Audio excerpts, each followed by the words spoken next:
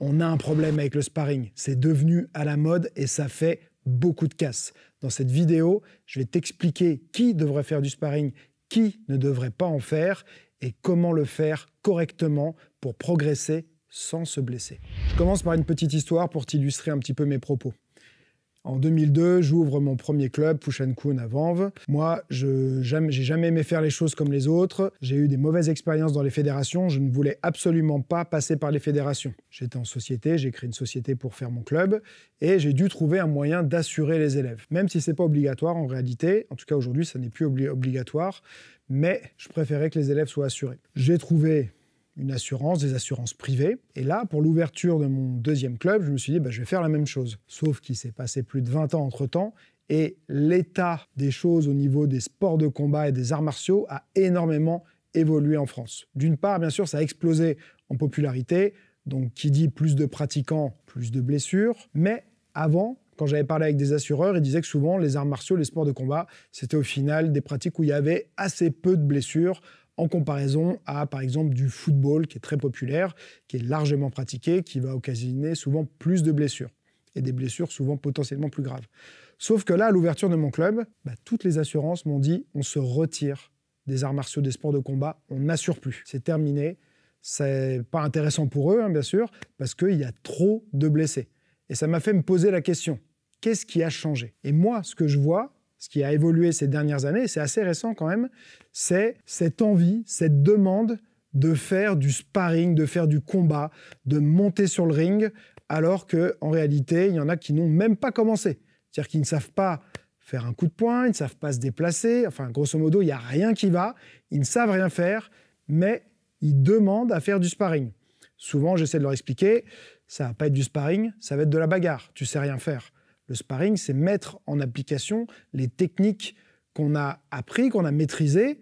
Mais si on n'a rien maîtrisé, qu'est-ce qu'on va mettre en application? On ne va rien mettre. Et ils ont l'impression qu'ils vont en retirer quelque chose, alors qu'en réalité, souvent, ça va avoir plutôt l'effet inverse. Et ce qui est marrant, c'est qu'à côté de ça, je vois une autre évolution, c'est qu'il y a de plus en plus de combattants professionnels qui disent qu'ils ne font peu ou pas du tout de sparring. Par exemple, Jonathan Aguerty, qui est dans le top mondial du Muay Thai, du kickboxing, même si oui, il a perdu récemment au moment où je fais cette vidéo. Il a quand même, c'est quand même un des meilleurs au monde. Et il explique qu'il ne fait jamais de sparring. Il se prépare essentiellement au PAO, avec des simulations en quelque sorte de sparring, mais au PAO, il ne prend pas de coups. Et il y a de plus en plus de combattants comme ça que j'entends, je ne peux pas pouvoir tous te les citer, mais c'est une tendance qui va au final à l'opposé. C'est-à-dire qu'on a les pratiquants loisirs, lambda, débutants qui veulent faire du sparring, et à côté de ça, on a des champions qui se rendent compte que le sparring, c'est peut-être pas aussi essentiel, aussi important que ce qu'on pouvait croire. Bien sûr, après, il y a des disparités entre les disciplines. Par exemple, la boxe anglaise, grosse culture de sparring. Quand tu dis que tu ne veux pas faire du sparring, on a l'impression que tu es faible, on va te regarder de côté. Et ils ont cette culture de faire du sparring dur, du sparring plein contact. Chaque sparring, c'est quasiment comme un vrai combat, sauf qu'ils vont avoir le casque ou quoi. D'ailleurs, le casque, ça a été prouvé qu'au final, c'était parfois pire pour le cerveau que de faire sans casque. Donc, attention à ça. Ça protège des coupures et tout, mais au niveau des commotions cérébrales, les impacts vont se dissiper davantage et vont faire un étau sur le crâne qui va augmenter en fait souvent les risques de commotion cérébrale. Donc, c'est pas parce qu'on a un casque qu'on se dit c'est bon, je peux y aller plein pot. Au contraire, tu risques, de croire que tu es mieux protégé. Tu es juste protégé pour les coupures et pour les bleus et tout ça, mais tu n'es pas du tout protégé pour une commotion cérébrale. Il y a quelques mois, Jon Jones avait fait aussi une vidéo où il expliquait qu'il a vu dans sa carrière de nombreux combattants qui, il y a 10 ans, avaient des super réflexes, étaient vraiment à l'aise et tout, qui ont fait énormément de sparring, et 10 ans plus tard, ils sont lents, ils ne voient plus rien venir, les réflexes sont plus là, ils sont tout le temps en retard sur leurs actions, et même la manière souvent dont ils parlent a changé. Le sparring, c'est pas anodin. On a l'impression que c'est bon, voilà, on encaisse, on va s'endurcir, c'est comme ça, les phrases du type on fait pas de la danse, des trucs comme ça. faut arrêter avec les choses comme ça. Moi, je trouve que c'est complètement d'une autre époque. Il est temps que ça évolue. Maintenant, est-ce que je suis en train de te dire qu'il ne faut pas du tout faire de sparring? Non, c'est pas ça que je suis en train de te dire. Je suis en train de te dire que, déjà, c'est pas pour tout le monde. Les débutants, pour moi, ils n'ont pas à faire de sparring. C'est pas constructif. T'as pas maîtrisé quoi que ce soit comme technique, il n'y a rien qui est en place, tu peux pas t'attendre à ce que tu fasses quelque chose de constructif. Il y a plein d'autres choses à faire qui vont te préparer au sparring. Et là, je parle au coach, à toi de mettre en place des exercices, des drills, des phases techniques avec de l'incertitude qui vont préparer les élèves à réussir à avoir ce transfert de ce qu'ils font en technique, ensuite en sparring. Souvent, il y a un gap. Et les coachs font pas assez attention à ça. C'est-à-dire qu'ils font travailler quelque chose techniquement avec partenaires et ensuite, on les met en sparring et on s'attend à ce qu'ils arrivent à faire ce qu'on a travaillé. Non, il y a plein d'étapes à respecter entre le travail technique et le sparring. Et ça, souvent, c'est ce qui va manquer aux coachs et aux élèves aussi pour que ça se passe bien. Il y a quelques jours, j'ai vu une vidéo d'un YouTuber qui s'appelle Tony Jeffries, que j'aime bien, qui est un ancien boxeur de haut niveau, qui a eu des titres nationaux, européens, voilà, qui a un beau palmarès quand même, et qui fait du très bon contenu sur YouTube. Et il expliquait qu'il vient d'avoir 40 ans, et lui, ça fait 10 ans qu'il n'a pas fait de sparring avec des coups à la tête. Il travaille des choses alternatives, il fait du sparring, on a le droit en fait, on cible les épaules, pas juste un jeu de touche-épaule, mais du sparring où, quand on touche une épaule, c'est compté comme si on avait touché la tête, des sparring que au corps, des choses comme ça. Mais il dit, pourquoi j'irais prendre des coups dans la tête? Il dit, j'en ai pris par le passé, ça m'a jamais fait du bien, et pourquoi aujourd'hui je n'ai plus du tout d'ambition de combattre, d'être compétiteur, pourquoi j'irais prendre des coups dans la tête? Et il vient confirmer ce que je dis aussi, il dit, tout ce que ça va faire, et c'est ce que ça fait à des milliers, peut-être des millions de gens à travers le monde, c'est que ça va te rendre moins bon de prendre des coups dans la tête. Prendre des coups dans la tête, ça va te ralentir, tu vas avoir de moins bons réflexes, tu vas mettre en place des mauvaises habitudes, parce que quand tu fais du sparring, en tout cas appuyé, où tu es en train de survivre et que ta vie est en jeu quasiment, tu as un mec qui essaye de décrocher la tête, tu vas pas tenter des choses, tu vas pas progresser, tu vas juste essayer de faire ce que tu sais faire. Si tu sais rien faire, tu vas faire n'importe quoi, mais c'est pas comme ça que tu vas progresser. Et si tu n'as pas ces objectifs de performance, de compétition derrière, franchement, quel est l'intérêt? Alors il y a une manière, il y en a qui pour moi ont tout compris depuis très longtemps, qui arrivent à le faire de la bonne manière, mais encore une fois, il faut réussir à lutter contre les idées reçues, et en fonction de ton coach, du club où tu es, de la discipline que tu pratiques, ça va être plus ou moins accepté. À toi après de trouver le bon coach, le bon club.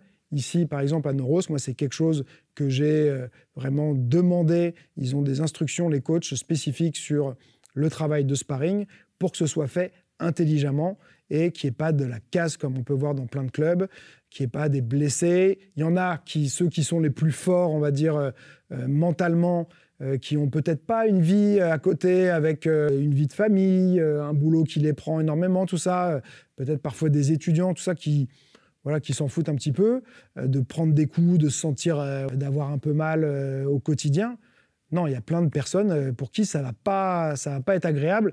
Et souvent, quand c'est imposé par le coach, par le club et que c'est dans la culture du club, moi, je peux te dire qu'on en récupère ici. Et pour eux, ils respirent, quoi. Ils sont contents d'avoir trouvé un endroit où ils vont enfin pouvoir apprendre, pratiquer ce qui leur fait plaisir, sans pour autant se faire mal et prendre des coups violents à chaque fois. D'accord ? Donc, il ne faut pas se dire qu'on ne fait pas vraiment de sport de combat si on n'encaisse pas, on n'est pas capable d'encaisser des coups forts et tout.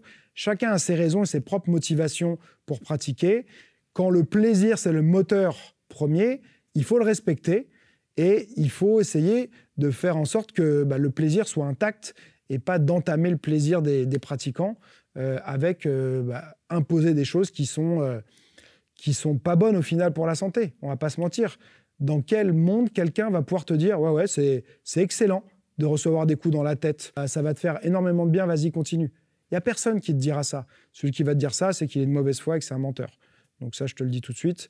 Donc si tu as quelqu'un qui te dit ça, barre-toi, ne suis pas ses instructions. Il n'a rien compris à la vie, il n'a rien compris au sport. Donc j'ai dévié, mais je reviens sur qui est-ce qui a tout compris depuis très longtemps? Les Thaïlandais. En Muay Thai, il y a cette culture du sparring-jeu. C'est-à-dire qu'ils arrivent à faire du sparring à la touche, en jouant, en s'amusant, ça se charrie, ça rigole, mais même quand tu te fais toucher, il n'y a pas une réponse plus forte. Ils arrivent à mettre de la vitesse aussi, mais ils ont une maîtrise. Et à l'impact, ils se font jamais mal. Au corps, ils peuvent y aller un peu plus, dans les jambes, ils peuvent y aller un peu plus. Mais les boxeurs thaï, les Thaïlandais surtout particulièrement, sont réputés pour combattre très souvent. Il y en a qui combattent toutes les semaines ou au moins 2 fois par mois, et c'est comme ça qu'ils arrivent à des palmarès à 300, 400 combats. On ne peut pas arriver à un palmarès comme ça sans combattre fréquemment. Et pour combattre fréquemment, il ne faut pas qu'ils arrivent le jour du combat déjà abîmés, cassés, avec des douleurs partout. Sinon, ça ne va pas fonctionner. Ils ont déjà une fréquence assez élevée de combats où ils vont prendre des vrais coups.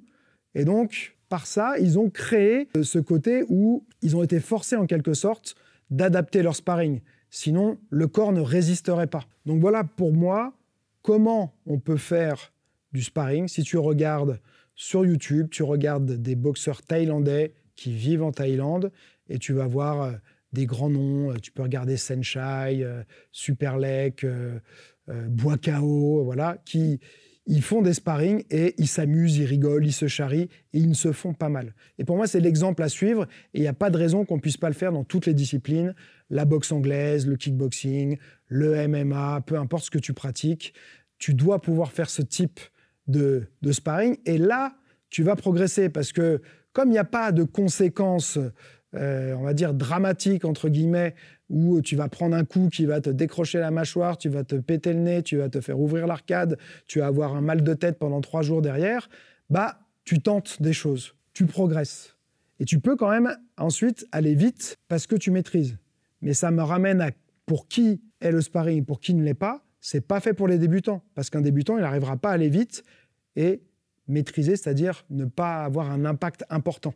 Ça, c'est les gens qui sont confirmés, qui ont passé du temps sur leur base. Si tu as envie de travailler tes bases, d'ailleurs en boxe anglaise, la rampe, 15 cours pour 15 €, le lien en description, fonce, ça va vraiment changer ta pratique et ton niveau. Avoir des bases solides, ça change tout. Donc, quand tu as des bases derrière, c'est là où tu vas pouvoir commencer à faire les choses. Tu vas savoir te déplacer, tu vas savoir frapper, tu vas savoir bloquer, esquiver, commencer à comprendre la gestion de la distance, la stratégie, tout ça. Là, tu es prêt pour le sparring. Avant ça, tu n'es pas prêt pour le sparring. Il faut que tu fasses des drills, des exercices avec du travail d'incertitude, une incertitude, puis plusieurs, et ainsi de suite. Et ça va te préparer. Tu aiguises tes armes, tu aiguises tes lames, et quand elles sont prêtes, tu vas trancher. L'analogie que je donnais récemment dans un email que j'envoie sur ma newsletter, c'est, OK, imagine, je te dis, t'as jamais fait de vélo, tu sais pas faire de moto non plus, c'est pas grave, regarde. Donc, tu vas monter sur la moto, là, il y a une rampe, et il y a 15 mètres entre cette rampe et la rampe de l'autre côté. Vas-y, fonce, et tu vas voir, ça va bien se passer. De toute façon, c'est en faisant qu'en apprenant. Tu vas me dire, non mais attends, t'es fou quoi? Moi, ce mec-là, il est complètement fou, je l'écoute pas. Et tu sais très bien que si tu le fais, tu vas te tuer. Bon, bah pour moi, c'est un peu ça le sparring. C'est-à-dire que faire du sparring appuyé en plus à quelqu'un qui n'a aucune base, qui n'est pas prêt, et souvent, quand on est prêt, c'est aussi que physiquement, le corps s'est préparé à la pratique, le corps est plus solide, les articulations sont renforcées, on sait comment bien aligner ses segments, les jambes, les appuis, tout. Donc on est prêt aussi physiquement à le faire. Bien sûr, c'est bien de faire un peu de préparation physique aussi en complément, mais la simple pratique va te préparer aussi physiquement. Le fait que pour arriver à ce niveau-là, il faut que tu pratiques un certain temps. Ça va varier d'une personne à l'autre, la fréquence d'entraînement que tu as d'une semaine à l'autre, mais il faut absolument que tu passes du temps. D'accord? Donc comme ça, tu as aiguisé tes lames et tu as préparé ton corps aussi au sparring. Je serais curieux de savoir si toi, tu es dans ce cas-là. Est-ce que tu fais ou tu as fait des sparring très appuyés? Est-ce que si tu es en club, tu es dans un club qui est comme ça? Qu'est-ce que toi t'en penses? Quel est ton avis sur le sujet? Comment tu le vis? Et est-ce que ce que je t'ai dit, ça résonne et ça a du sens pour toi? Mets-le-moi en commentaire, je lis tous les commentaires et je me ferai un plaisir d'essayer de te répondre à tous les commentaires sur cette vidéo. J'ai pas le temps de répondre à tous les commentaires en général, mais voilà, sur cette vidéo, c'est un sujet, moi, qui me tient à cœur particulièrement, donc je ferai l'effort de, au minimum, liker ton commentaire et, si possible, si ça appelle une réponse, d'y répondre. N'oublie pas que celui qui croit savoir n'apprend plus, alors garde l'esprit ouvert et je te souhaite un joyeux entraînement.